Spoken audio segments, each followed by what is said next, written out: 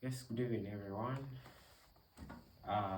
This evening I'm here with a desktop HP. The model is 320, 3200, and I am here to take you through assembling and disabling of our desktop. As we can all see, the desktop is fully intact, so it has some parts. And here we can see the fan, and then the fan. Then we have other components that are used in attachable of different devices. That is the input and output devices. Here is a port for power supply.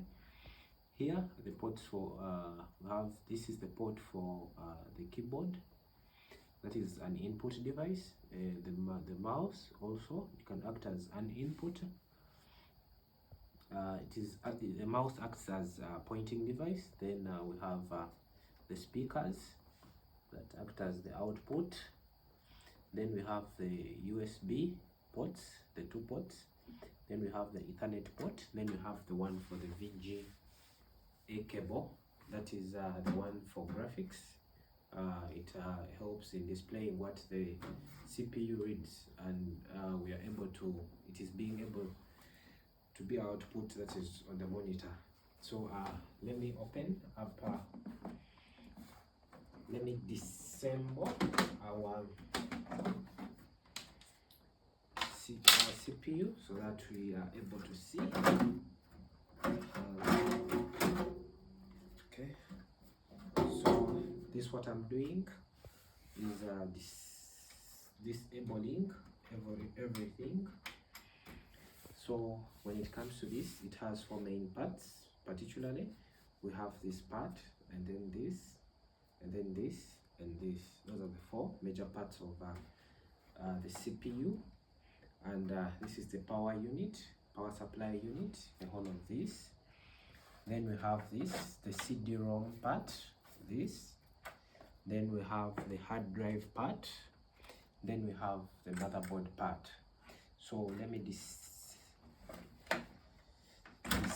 everything.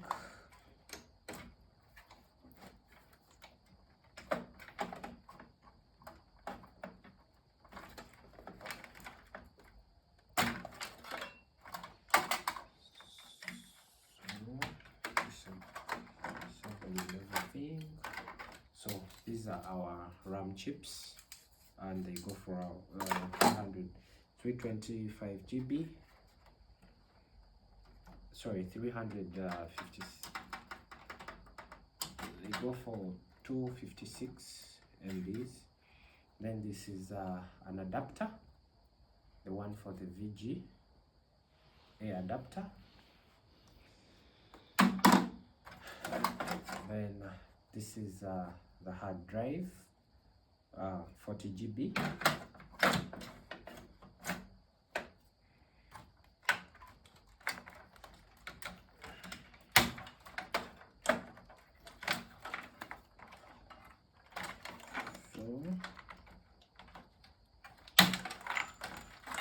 Disassemble everything. Then the fan for the CPU. It is here. The fan for the processor.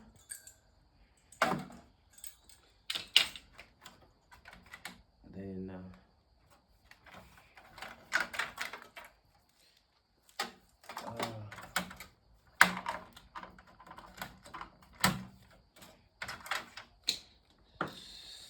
so we are trying to remove our motherboard so that we can show it to you.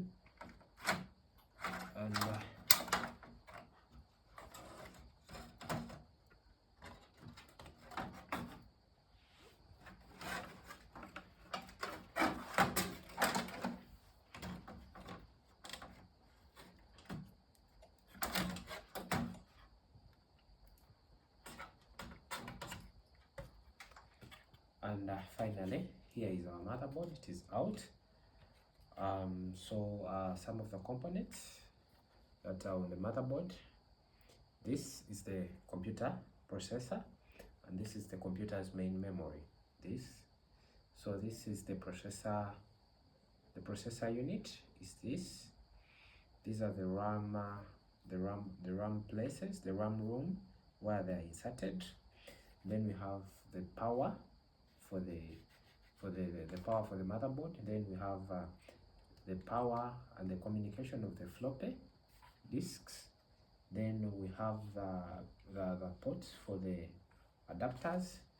Then on it we have the CMOS. This is the CMOS battery. This one stores time and date, then the booting order. Yep. So these are the ports, the outside ports that we saw, that are used to attach input and output devices. Then these are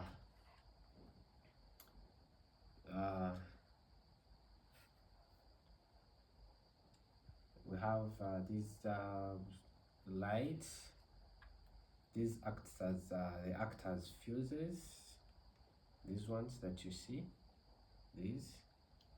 Yeah, so let us assemble back.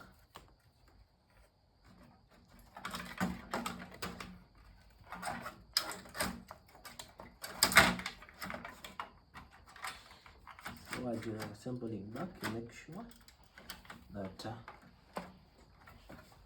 it has fit in very well. Yes,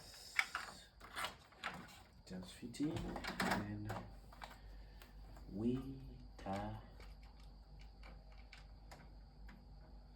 start to do the tyings.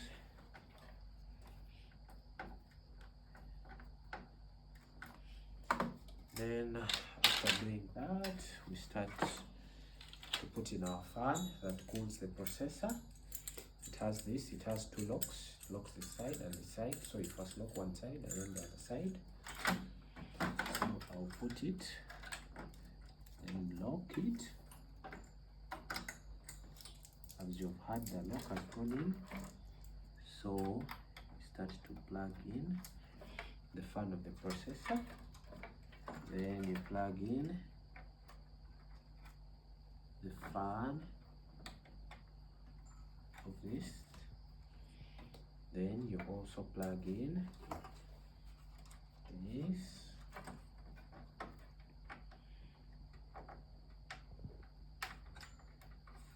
Of the power. You also plug it in. Then you lock the second one. Then we start by putting in our chips.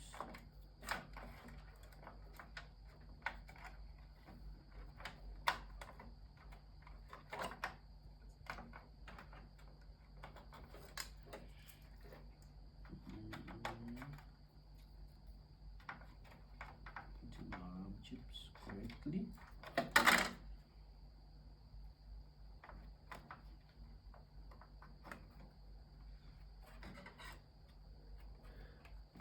When it sits, it has to lock.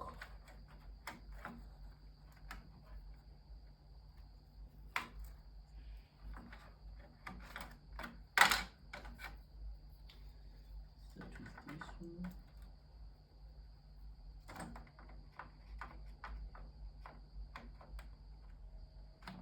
Put it in and it locks itself.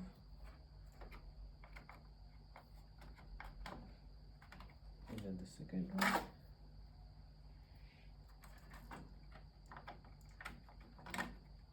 The third one.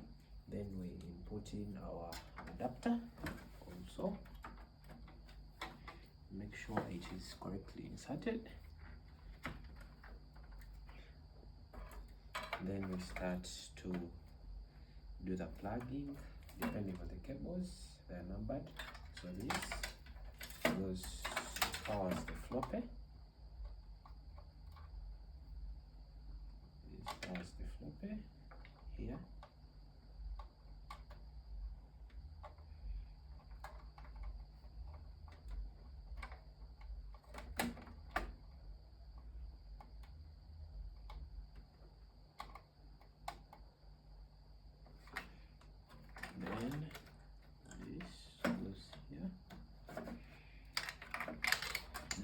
starts to attach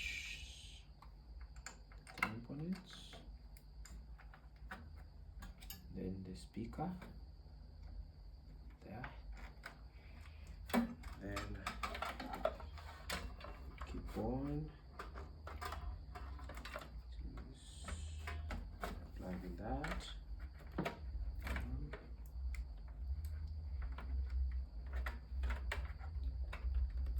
Plugging that too. Plugging its power.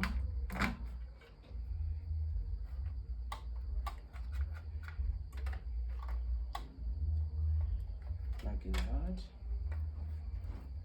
You cross check.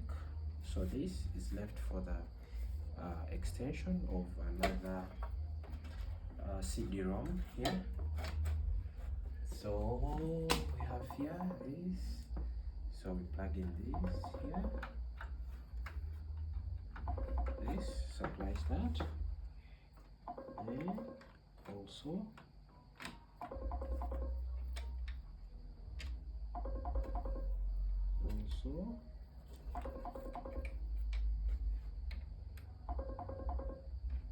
there, like that, and our machine is fully assembled back. Yeah, then we cover it back.